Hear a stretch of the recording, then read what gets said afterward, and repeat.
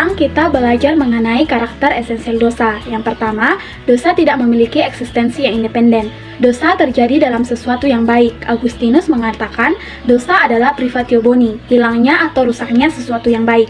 Yang kedua, dosa selalu berkaitan dengan Allah dan kehendaknya. Dosa bukanlah ketidaksempurnaan. Ketidaksempurnaan adalah aspek normal dari natur manusia, sedangkan pelanggaran adalah dosa terhadap hukum Allah. 1 Yohanes 3 ayat 4, Mazmur 51 ayat 6, semua dosa, bahkan dosa terhadap sesama, juga merupakan dosa terhadap Allah. Dosa harus dilihat bukan hanya dalam terang hukum, tetapi juga dalam terang Injil, tentang kabar baik yang telah diperbuat Kristus untuk menyelamatkan manusia dari dosa. Ketiga, dosa bersumber dari hati. Hati menyatakan totalitas pribadi yang membuat keputusan. Dengan kata lain, dosa bukan bersumber di dalam tubuh, melainkan bersumber di dalam keberadaannya, yaitu hati. Amsal 4 ayat 23, Yeremia 17 ayat 9, Matius 15 ayat 19. Berikutnya kita akan masuk di dalam dosa meliputi kesalahan atau guilt dan pencemaran atau corruption. Nah, bukan hanya dosa asal yang mencakup kesalahan dan pencemaran, tetapi dosa aktual juga termasuk. Dosa aktual bukan hanya muncul dari pencemaran yang terkandung di dalam dosa asal, tetapi dosa aktual ini juga mengintensifkan pencemaran tersebut. Nah, perbuatan dosa sering menghasilkan kebiasaan dosa, dan kebiasaan dosa pada gilirannya akan menyebabkan bentuk kehidupan yang penuh dengan dosa. Agustinus mengatakan bahwa pencemaran tercakup dalam dosa asal dan merupakan ibu sekaligus anak dosa. Nah, dalam permohonan kelima, doa Bapa kami dalam Matius 6 ayat 12, misalnya Tuhan mengajarkan kita untuk berdoa, dan ampunilah kami akan kesalahan kami, seperti kami juga mengampuni orang yang bersalah kepada kami. Begitu juga di dalam Roma 3 ayat 19 dan juga Roma 1 ayat yang ke-18, yang dimana Paulus menyatakan Allah dikatakan murka kepada manusia akibat dosa, maka implikasinya adalah orang-orang yang dimurkainya pasti dipandang bersalah. Yang keenam, akar dosa adalah kesombongan hati. Dapat kita lihat dalam narasi kejatuhan di mana ular menimbulkan kesombongan di dalam hati Hawa ketika ia berkata, Allah mengetahui bahwa pada waktu kamu memakannya, matamu akan terbuka dan kamu akan menjadi seperti Allah. Terambil dari Kejadian 3 ayat yang kelima. Pada akarnya, dosa berarti menolak untuk mengakui kebergantungan total kita kepada Allah dan keinginan untuk mandiri. Dengan kata lain, dosa pada dasarnya adalah kepentingan diri sendiri dan menginginkan hal-hal menurut cara kita yang kita anggap benar dan bukan cara Allah. Yang ketujuh, dosa biasanya berkedok. Ya, terkadang dosa dilakukan untuk suatu alasan yang baik. Seperti halnya seseorang yang mencuri karena ia berpikir bahwa ia lebih memerlukan uang tersebut dibandingkan pemiliknya. Selanjutnya, kita sering gagal mengenali dosa kita sendiri.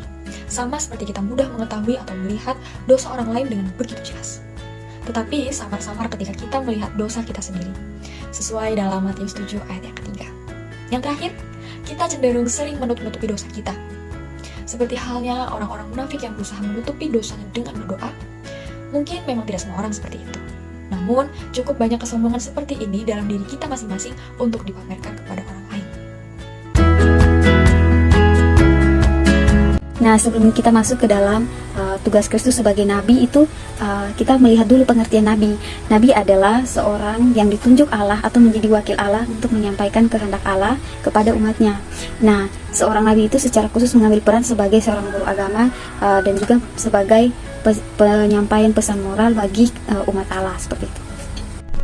Baiklah, sekarang kita akan masuk ke dalam bukti-bukti kenabian. Yang pertama terlihat dari kitab Matius pasal yang ke-10 ayat yang ke-41, barang siapa menyambut seorang nabi sebagai nabi, ia akan menerima upah nabi, dan barang siapa menyambut seseorang benar sebagai orang benar, ia akan menerima upah orang benar. Ayat tersebut merupakan perumpamaan untuk Yesus dan para pengikutnya, yang di sana Yesus mengakui bahwa ia adalah seorang nabi.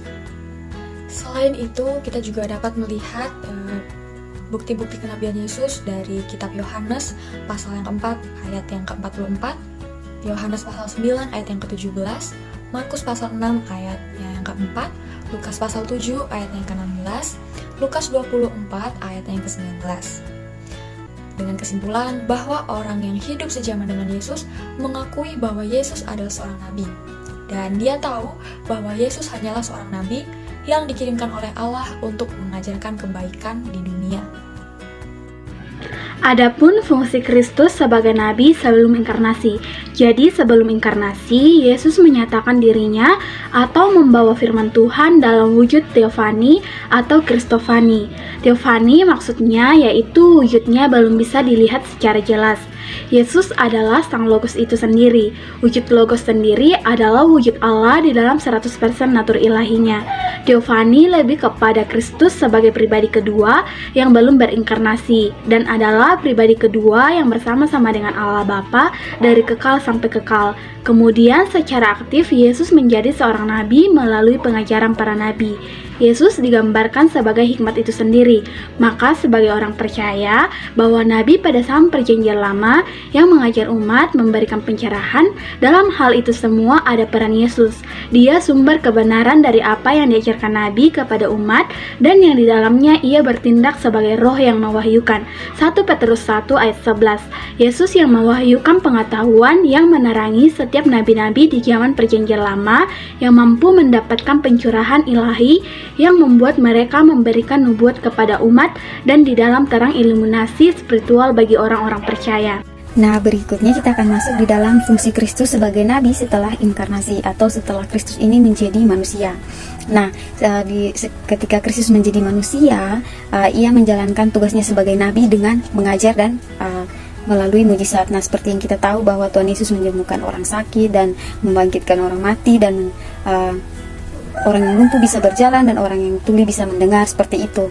Nah, dalam pengajarannya ini juga bahwa termasuk di dalam pemenuhan janji Allah yang dimana bahwa ia menjadi manusia dan juga mati di kayu salib menebus manusia dan bangkit pada hari yang ketiga, yaitu naik ke surga dan menurunkan Roh Kudus sebagai penghibur dan penolong bagi umat yang percaya. Nah, begitulah Kristus ketika ada di dunia, tugasnya yaitu sebagai nabi, yaitu mengajar dan juga melalui mujizat.